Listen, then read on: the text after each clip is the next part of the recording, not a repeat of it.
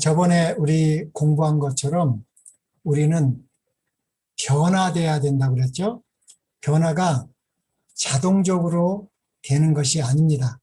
예수님을 믿음으로 구원을 받았지만 어떻게 보면 구원은 쉬운 것 같아요. 그러나 구원받은 사람이 하나님의 말씀에 순종해서 그리스도의 분량까지 자라나는 이 성화의 과정은 인내가 필요한 것 같아요. 예. 그래서 이것을 성경은 경건의 연습이라고 합니다.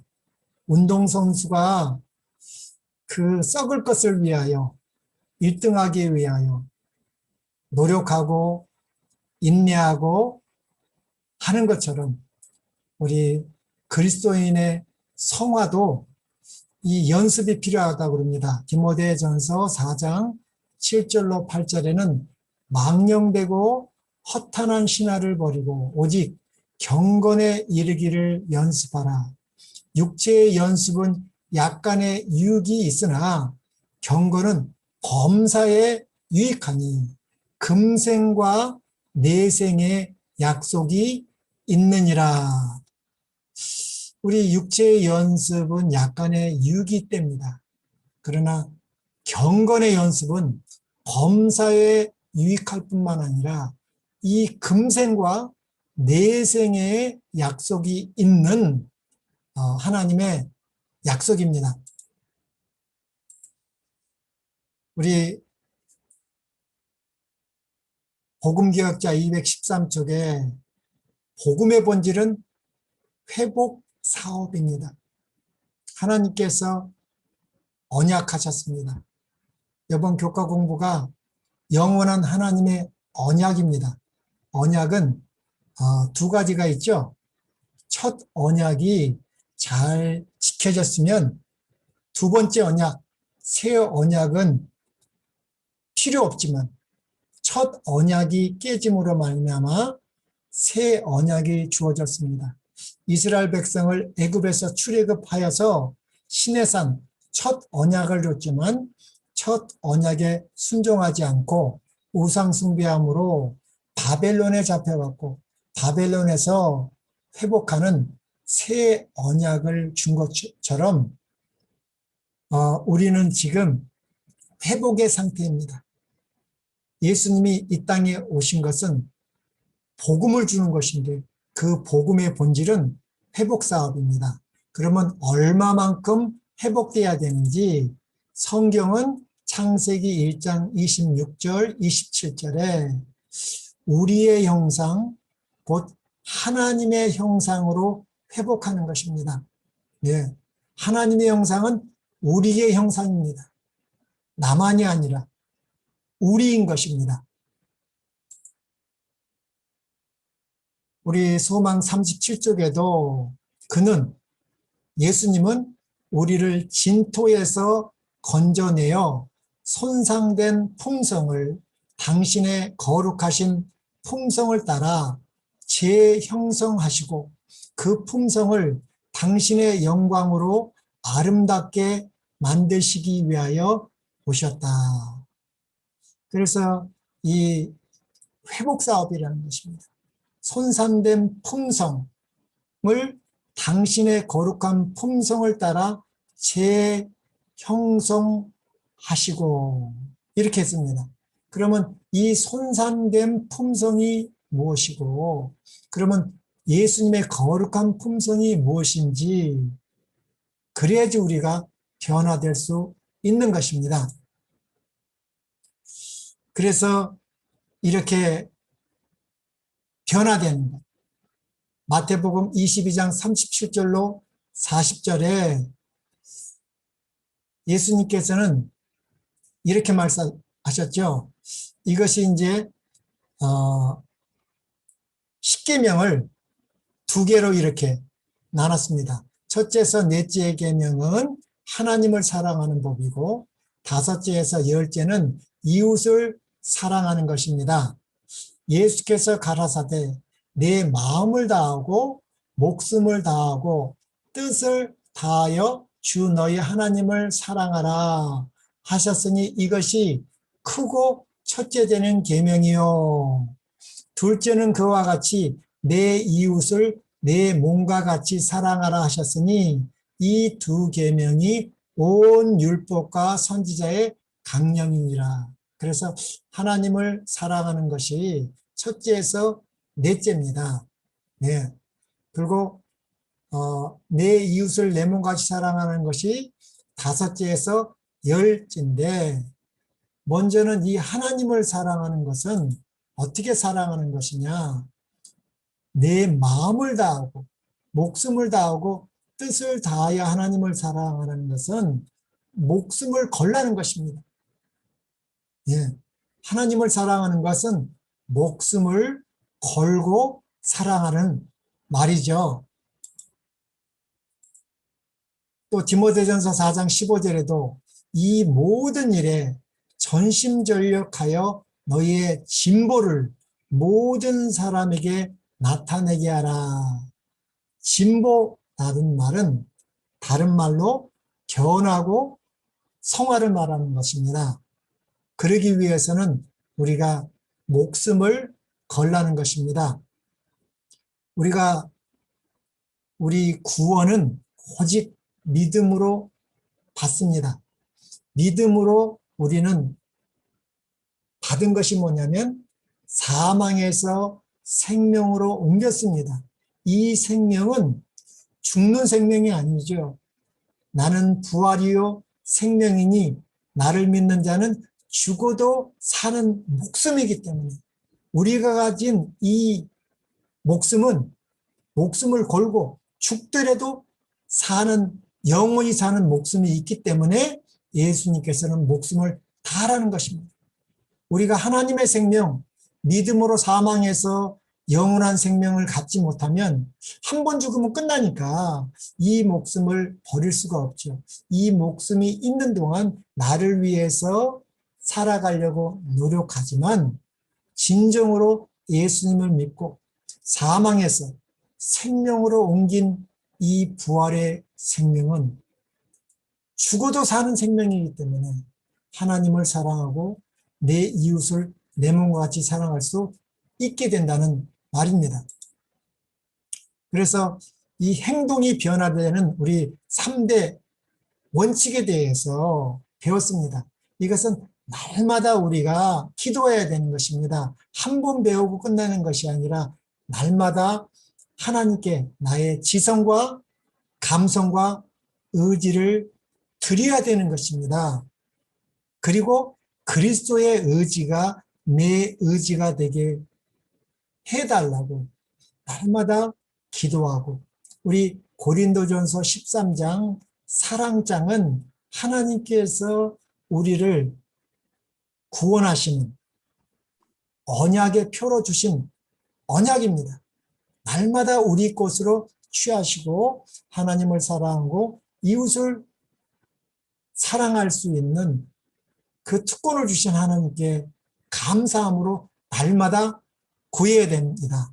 그래서 우리 생각, 지, 감정, 정, 우리 의지, 의입니다. 그래서 우리는 이 세 가지가 바뀌어야 되는 것이죠. 그래서 우리는 생각, 지, 우리는 깨달아야 됩니다.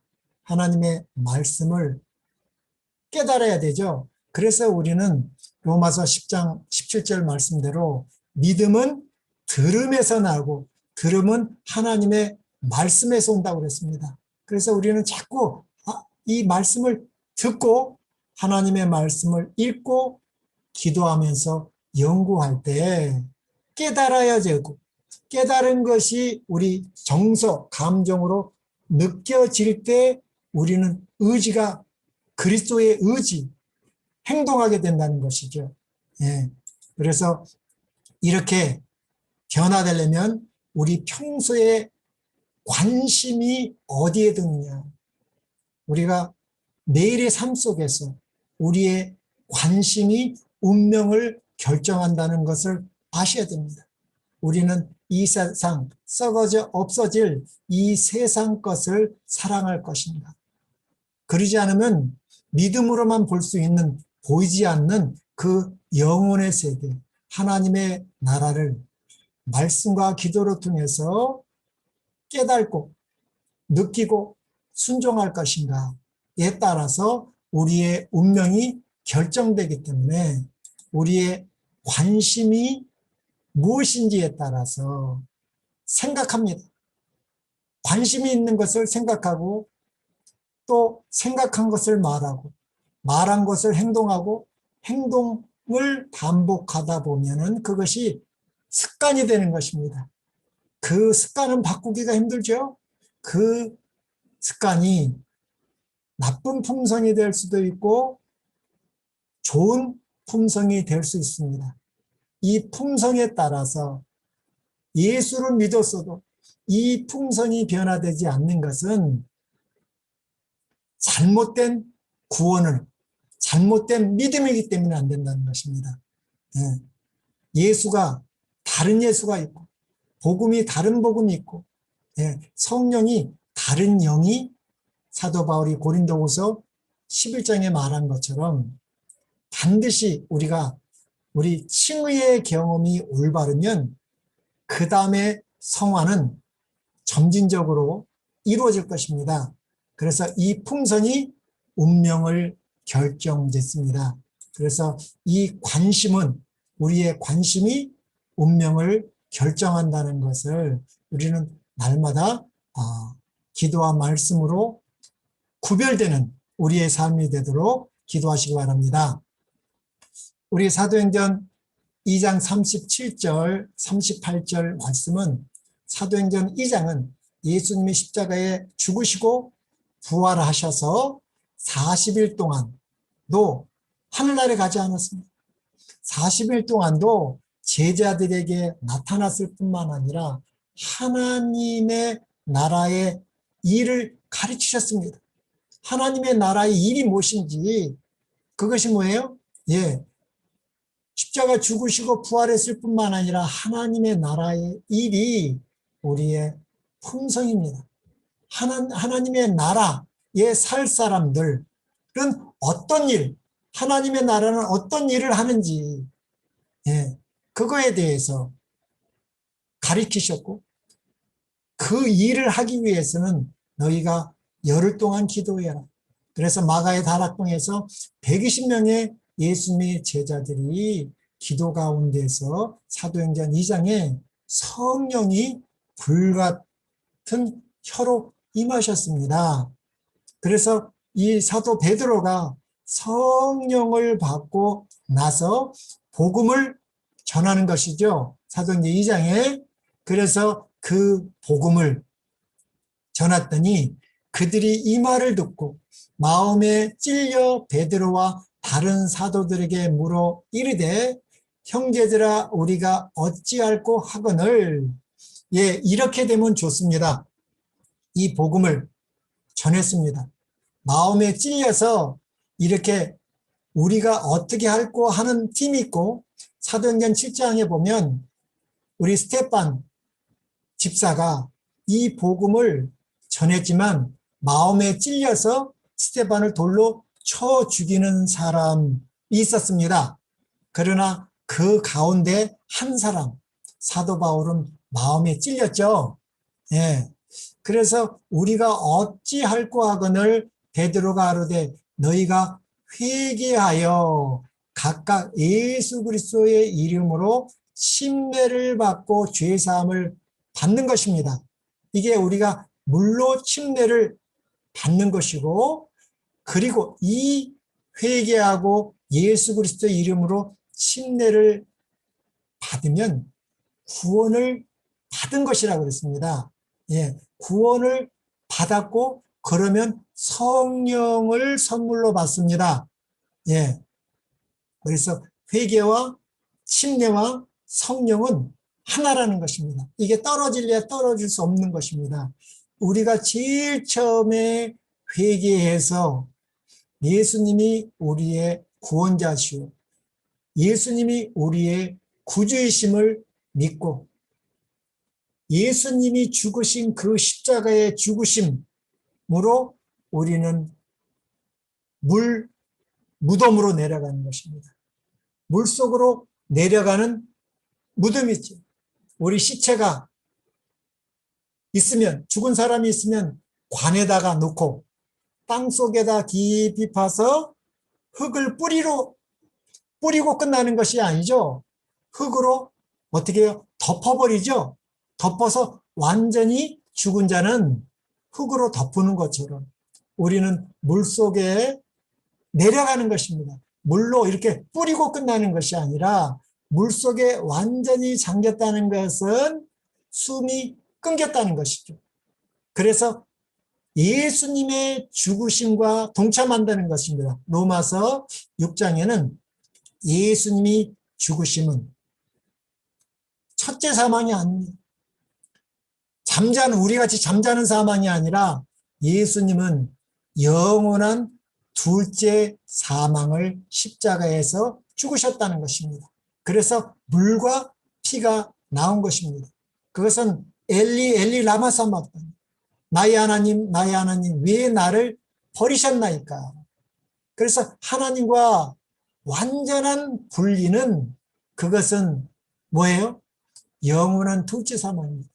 아담이 선악을 알게 하는 나무를 먹는 날에는 정령 죽는다는 말도 영원한 둘째 사망인 것입니다. 둘째 아담 되시는 예수님은 아담이 죽은 그 죄, 그 사망의 죄를 담당하신 것입니다. 예. 그래서 우리는 그 죽음에 동참하는 죽음. 예. 그러나 이 세상 사람들이 죽는 죽음은 잠자는 죽음입니다. 예. 모든 사람이 잠자는, 악인도 잠자는 것이고 의인의 죽음도 잠자는 것입니다. 왜냐하면 다 부활하기 때문에. 순서만 다르죠.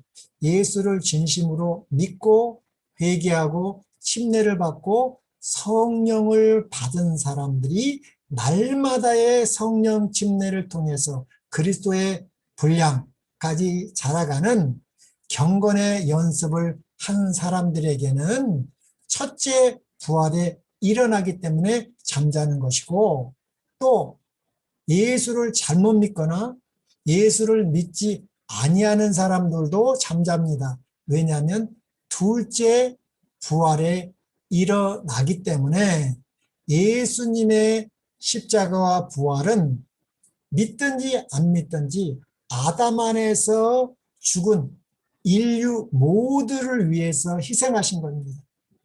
예, 나쁜 사람들만 위해서 아니라 모든 사람, 예, 모든 사람은 죽습니다. 죽는다는 것은 죄의 싹은 사망이기 때문에 죄인이라는 말이에요. 죽지 않는 사람만이 의인입니다. 예수님은 죽을 수가 없죠. 예수님도 죽으면 죄인이니까. 그러나 예수님은 일부러 우리 죄를 위하여 일부러 죽으셨다고 요한복음 10장 17절로 18절은 말하고 있습니다. 나는 버릴 권세도 있고 다시 얻을 권세도 있다고 말씀하셨습니다. 그분만이 우리의 구주가 되시는 것이죠. 그리고 예수님과 함께 부활하는 것입니다. 예, 예수님이 부활하셔서 뭐라고 그랬어요?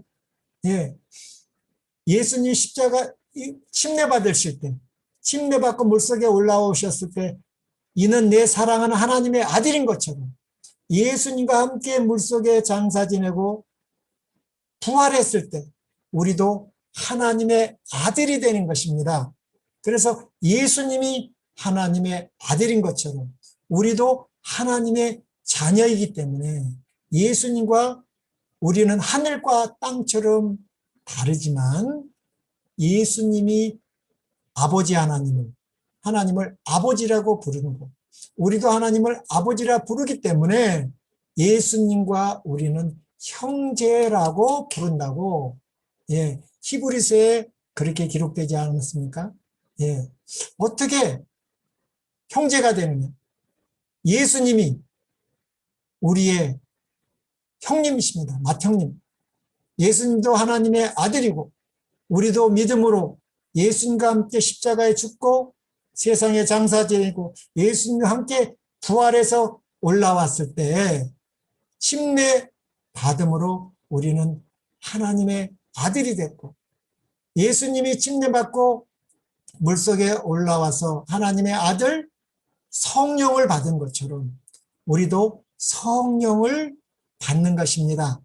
그래서 예수님과 우리는 형제이기 때문에 우리 믿음의 식구들, 교회에서는 집사다, 장로다 이렇게 부르지 않습니까?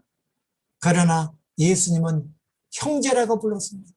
형제자매, 브라더 시스터라고 불렀습니다. 교회 가서 우리가 직책 때문에 우리 집사님, 장로님, 목사님 부를 수 있지만 우리 그리스도인들 서로는 우리가 형제, 자매가 되는 것입니다.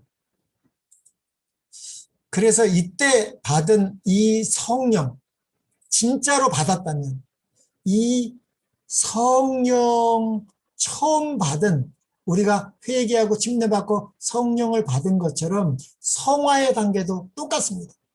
우리 성화도 경건의 연습도 우리가 예수 그리스도의 분량까지 자라나는 것도 처음 받은 이 성령 하나님의 역사로만 이루어질 수 있다는 것입니다.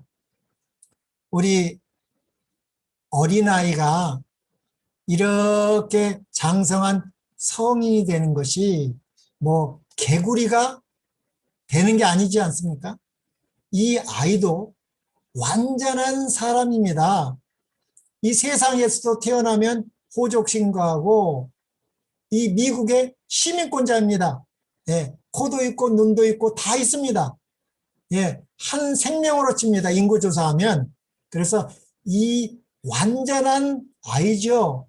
그러나 뭐 넘어질 수도 있고 기저귀도 차고 실수할 수 있죠. 그러나 완전한 사람이 되는 것입니다. 예, 사람이 아닌 사람이 열심히 노력해서 이렇게 사람이 되는 것이 아니라 사람이 사람으로 자라가는 것입니다. 그런 것처럼 우리 그리스도인의 성화도 완전한 하나님의 아들로 나신 것입니다.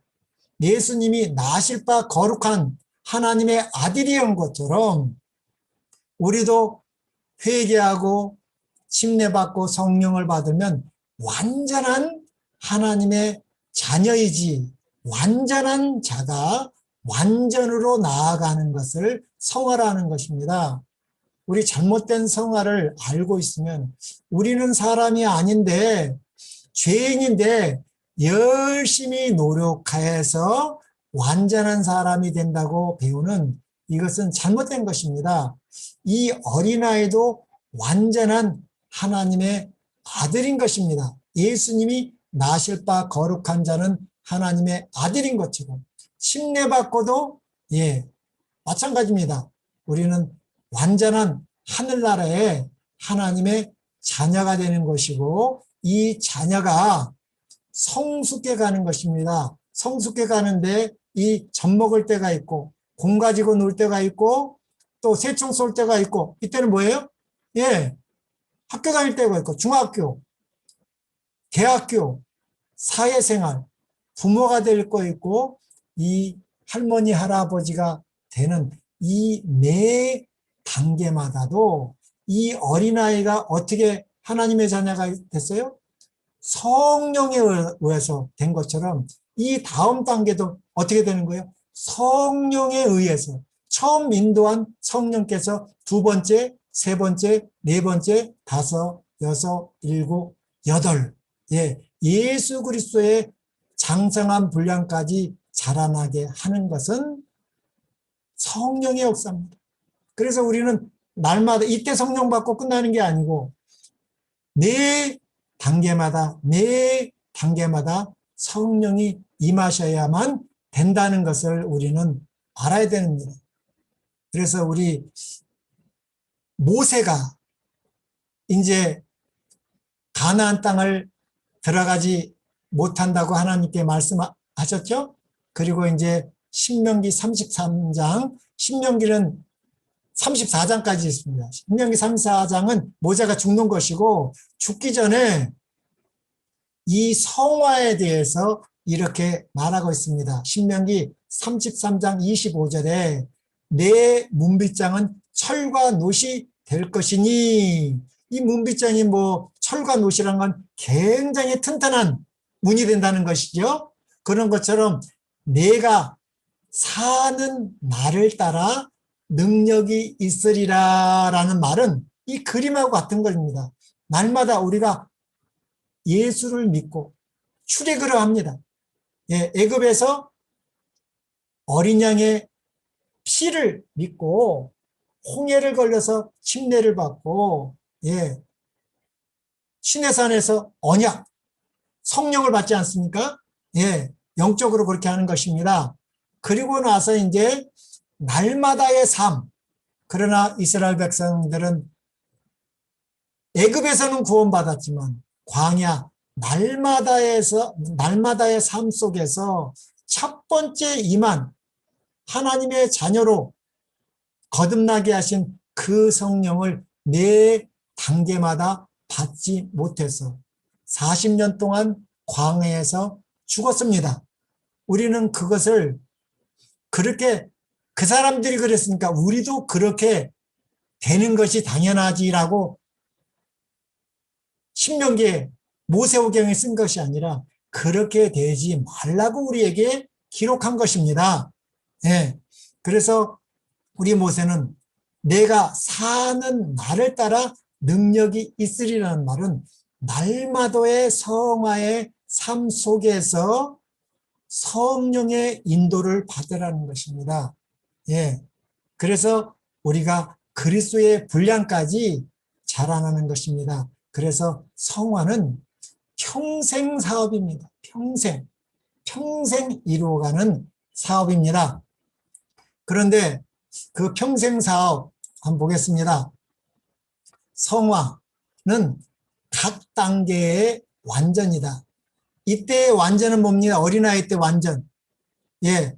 이 유치원 때의 완전은 무엇이고, 국민학교 때의 완전은, 중학교 때의 완전은, 고등학교 때의 완전은, 대학교 때의 완전은, 부모로서의 완전, 할아버지 할머니로서의 완전이 뭡니까? 이 각 단계의 완전을 성화라고 우리 실물교회는 이렇게 나와 있습니다. 씨가 발화하는 것은, 씨가 발화하죠? 땅속에 들어가면 비가 오면 발화하는 것은 영적 생활의 시작을 나타내고, 곡식이 자라나는 것은 그리스도인의 성장에 대한 아름다운 표상이라. 그래서 우리 마가복음이나 마태복음에 씨 비유 있지 않습니까? 씨가 싹이 나고 자라고 곡식이 되고 추수하는 거 나오지 않습니까? 그걸 같다는 것입니다. 천연계에서와 마찬가지로 영적 세계에 있어서도 자라남이 없이는 생명이 있을 수 없다. 이 씨가 발화해서 자라나다가 자라나지 않는 것은 뭐예요? 죽은 거예요. 예, 생명이 있을 수 없다. 식물은 자라나지 않으면 죽는다. 식물이 자라나는 소리도 없고, 식물이 자라는 소리도 없고, 눈에 띄지도 않으나 끊임없이 계속하여 자라나는 것처럼, 그죠? 햇볕을 받고 이 비를 맞으면 어떻게 돼요? 자라는 것처럼 그리스도인 생애의 발전도 그와 같다. 발전의 단계마다 있죠?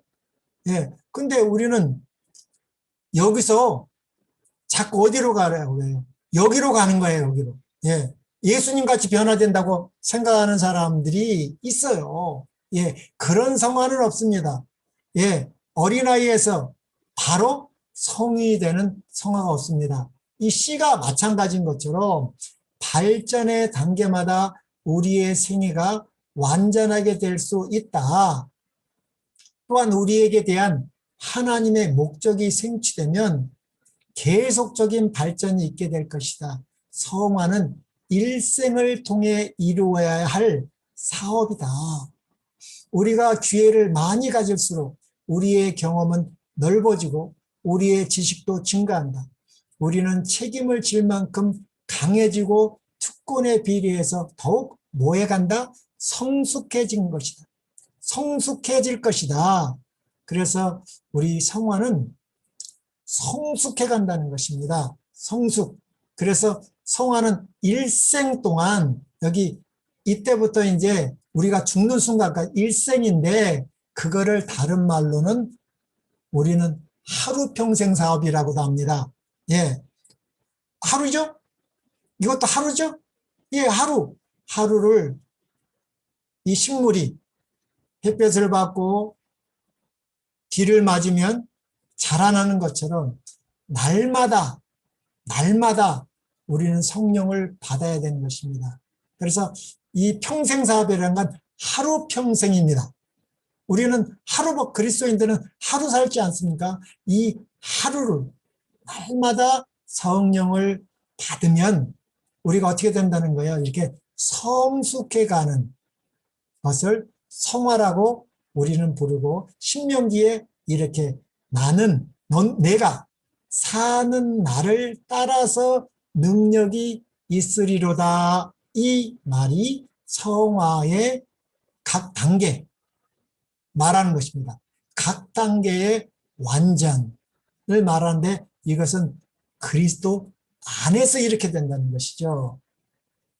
우리 교리 127쪽에서 129쪽에 봐도 이렇게 나옵니다. 어떤 이들은 영광화라는 건 뭐예요?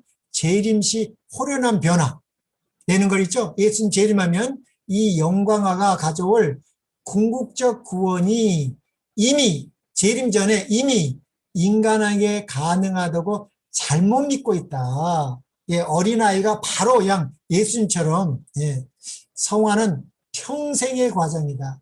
현재의 완전은 그리스도 안에서만 우리의 것이다. 누구 안에서요? 그리스도 없이 완전한 것이 아니라 그리스도 안에서만 우리의 것이다. 그러나 우리의 생애가 하나님의 형상으로 완전히 최종적으로 변화되는 일은 재림 때에 이루어지는 것이지, 그때 예수님 같이 되는 것입니다. 요한일서 3장에도 그렇게 나오죠. 예수님 같이 똑같이 되는 것은 그때입니다. 재림 때입니다. 그래서 이 성화에 대해서 다른 깨달음을 가지려면 칭의에 대해서 정말 내가 칭의를 통해서 회개하고 침례받고 성령으로 침례를 받았는지가 중요합니다. 그 처음 받은 그 성령이 각 단계마다 능력을 따라 역사한다는 것이죠. 그래서 성화는 평생의 과정, 성숙해 가는 것이지 예수님의 재림 때의 혼혈이 변하는 그런 영광화는 없다는 것입니다. 예. 그래서 이 예수님의 인간 회복 사업에 대해서 우리 사복음서에 잘 나와 있지만 우리 마태복음 4장에 어떻게 하셨는지 한번 보겠습니다. 마태복음 4장 23절에 보면 예수께서 온 갈릴리에 두루 다니사 저희 회당에서 가르치시며 천국 복음을 전파하시며 백성 중에 모든 병과 모든 약한 것을 고치시니, 예수님이 하신 것이 회당에서 가르치시며 전파하시며 고치셨다고 그랬는데, 가르치는 것은 뭐고 전파하는 것은 뭐고 고치는 것은 무엇인지. 근데 이 회당에서는 하나님을 믿는 사람들 아닙니까? 가르치시며 천국 복음을 전했고 백성 중에 모든 병과 모든 약한 것을 고쳤다고 그랬는데, 그러니까 이 회당에 하나님을 잘못 믿는 것이 있다는 것입니다. 그래서 그러면 이 가르친다는 것은 무엇인가 한번 보겠습니다. 가르치시며 전파하시며 고치시니, 가르친다는 것은 도덕적 회복을 말하는 것입니다. 도덕적 회복, 또 전파한다는 것은 신앙적 회복을 말하는 것입니다. 고친다는 건 뭐예요? 육체의 회복이죠. 예.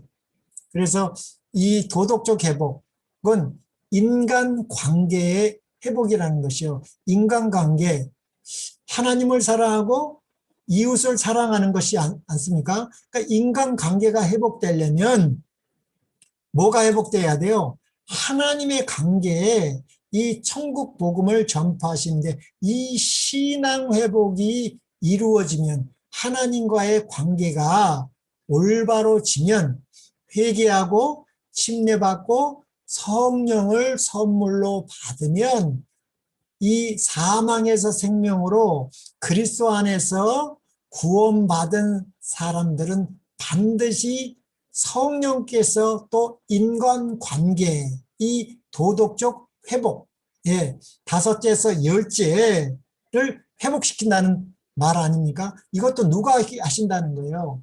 성령께서 하신다는 거예요. 그래서 이것이, 예, 이 칭의는 하나님과의 올바른 관계, 이 칭의가 올바리 된 사람들은 인간관계의 올바른 것, 이것이 성화 아닙니까? 예. 인간관계, 내 이웃을 내 몸과 같이 예수님이 하신 것처럼 이 칭의와 성화는 함께 가는 것입니다. 왜냐하면 성령께서 칭의를 이루신 것처럼 성화도 이루기 때문에 되는 것입니다. 그러니까 칭의가 잘못되면 성화도 잘못되는 것이 있고, 그런 사람들은 자기 관리를 잘하는 것이죠. 사도 바울이 자기 몸을 복종했다고 그랬습니다. 예. 그래서 이 육체의 회복, 이것은 이 인간 회복은 전인 회복을 말하는 것입니다. 또 우리 데살로니가전서 5장 23절, 사도 바울도 이 사람 전체를 한자로 전인이라고 하더라고요. 전인. 예. 그래서 이것은 뭐 마음만 회복하는 것이 아니라 전인 회복이 복음의 본질이라는 것입니다. 복음의 본질은, 예, 이 세 가지로 이렇게 말하고 있습니다. 이것이 하나님의 형상, 하나님의 형상은 누구의 형상? 우리의 형상이랍니다. 혼자가 아닙니다. 우리의 형상이 회복되는 것입니다. 평강의 하나님이 친히 너희로 온전히 거룩하게 하시고, 거룩하게 하시다는 말이 뭐예요? 성화시킨다는 겁니다. 성화. 예. 평강의 하나님, 평강을 주시는 분이 누구예요? 예. 성령 하나님 아닙니까? 평강의 하나님이 친히 너희를 온전히 성화, 거룩하게 하시고, 또 너희 온, 전체, 영과 혼과 몸이 우리 주 예수 그리스도 강림하실 때에 흠없게 보존되기를 원하노라. 이 영은 뭐를 말하는 거예요? 하나님과의 옳은 바른 관계가 회복된다는 것이고, 그래서 이 혼은 뭐예요? 혼은 이 정신적으로 이렇게 하는 거지만, 이게 마태복음 보면은 이 도덕적 회복입니다. 이 도덕적 회복, 네, 인간관계 회복, 또 몸의 회복. 몸이 우리 주 예수 그리스도 강림하실 때에 흠없게 보존되기를 원하노라. 그래서 이렇게 같은 문맥이 아닌가. 예, 도덕적 회복, 신앙적 회복, 육체적 회복, 이런 전인 회복, 하나님과 올바른 관계를 통해서 인간과의 관계, 또 우리의 몸이 이런 올바르게 보존되는 것을 성화라고 하는 것 같습니다.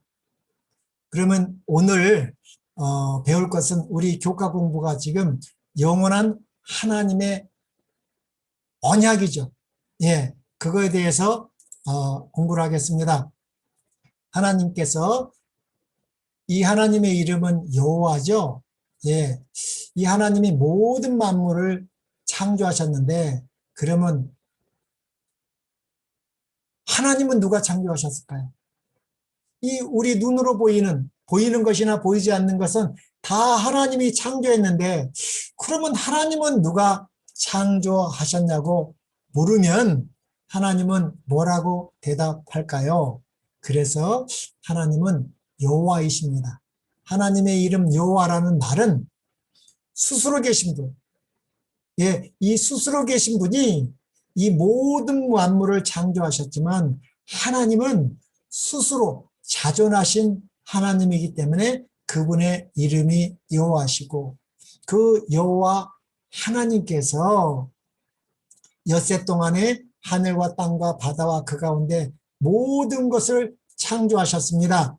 그러나 여섯째 날 하나님의 형상, 우리의 형상, 하나님의 형상으로 아담을 창조하셨죠. 그리고 이 아담에게 제일 먼저 에덴 동산을 주었습니다. 그러나 그 에덴 동산 중앙에는 선악을 알게 하는 나무와 생명나무가 있었습니다. 그래서 아담을 만들자마자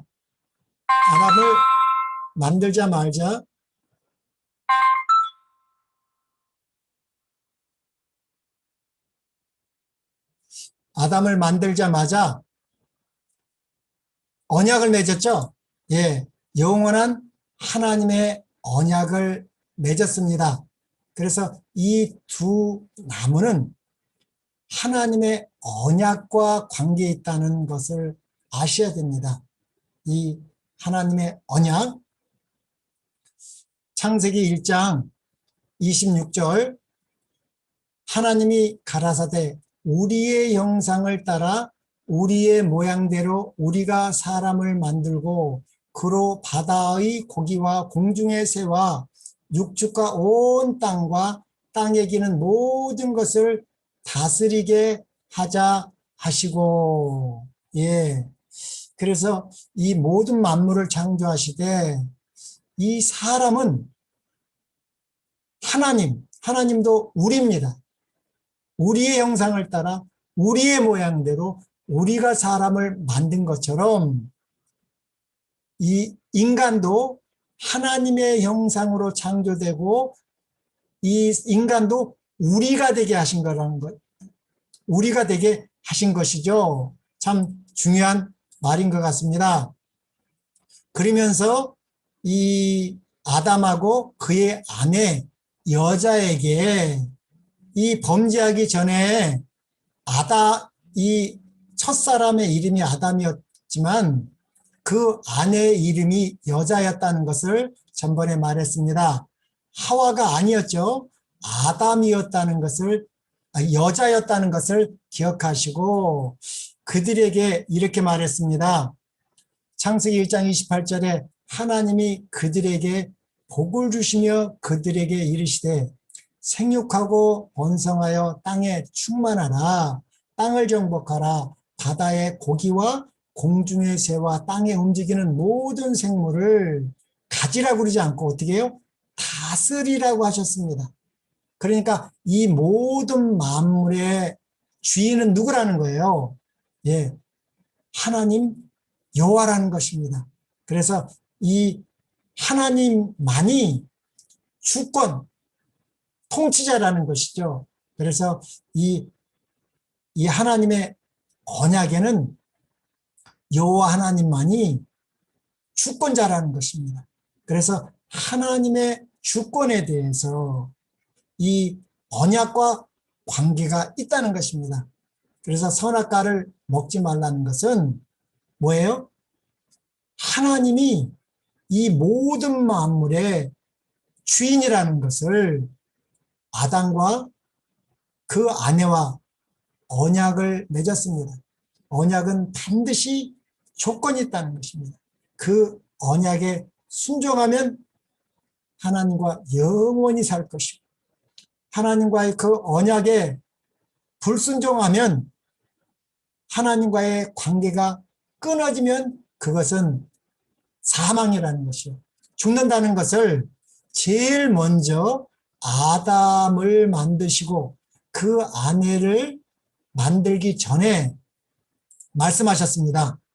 그래서 이 하나님의 주권이 그 에덴 동산 중앙에 생명나무와 선악을 알게 하는 나무를 통해서 하나님의 언약을 통해서 이 하나님의 주권을 말씀하신 것입니다. 예, 선악과를 먹는다는 것은 하나님을 주권자로 인정하지 않는다는 것이죠. 예. 우리 역대상 29장 10절로 14절을 보면 다윗이 이것을 깨달고 감사 기도를 합니다. 굉장히 중요한 하나님의 주권에 대해서 인정을 합니다.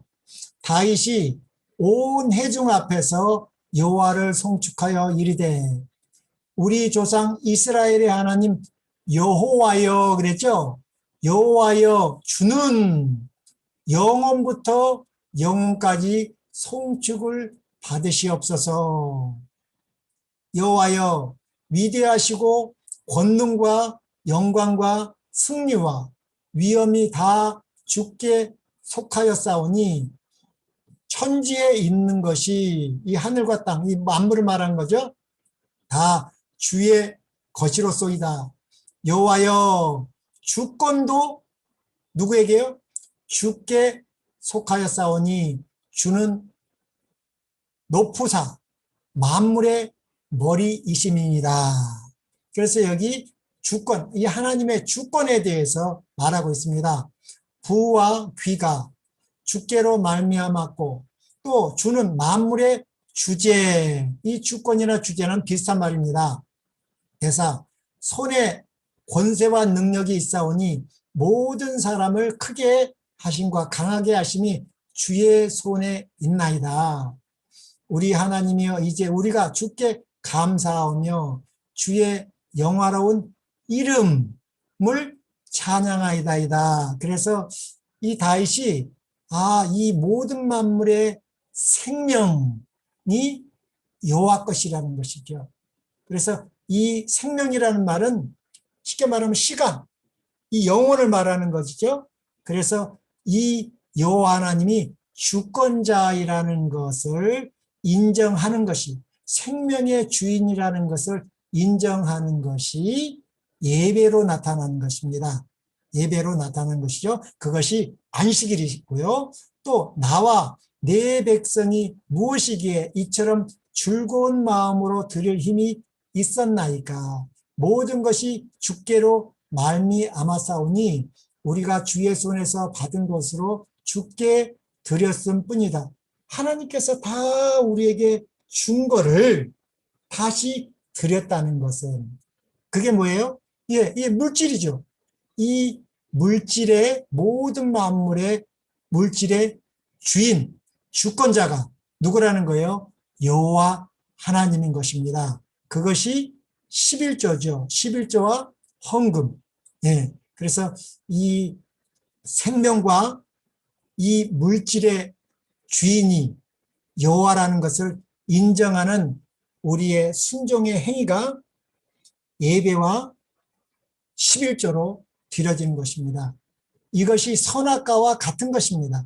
선악과를 먹지 않는 것하고 예배와 11조를 드리는 것하고는 이치상으로 비슷한 것을 말하고 있습니다. 그래서 제가 한번 이렇게 사전에 찾아봤어요. 예, 근데 이 사전에도 성경에서 이 하나님의 주권이란 말을 인용해서 한번 읽어드리겠습니다.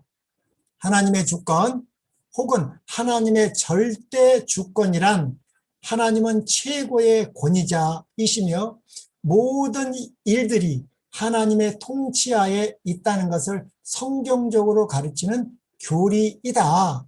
그의 허락 없이는 아무것도 일어날 수 없다고 가르친다. 하나님은 자기의 의지에 따라서 모든 일을 하신다. 주권이라는 것은 하나님은 천지의 창조주로서 그가 원하는 것에 대한 행사의 절대적 권위와 권리와 권위를 가진다는 개념에 근거한 하나님의 속성이다.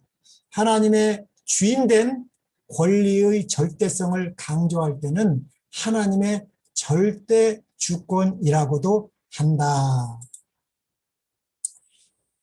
그래서 이 영원한 하나님의 언약에 대해서 또 다음 시간 계속 하겠습니다.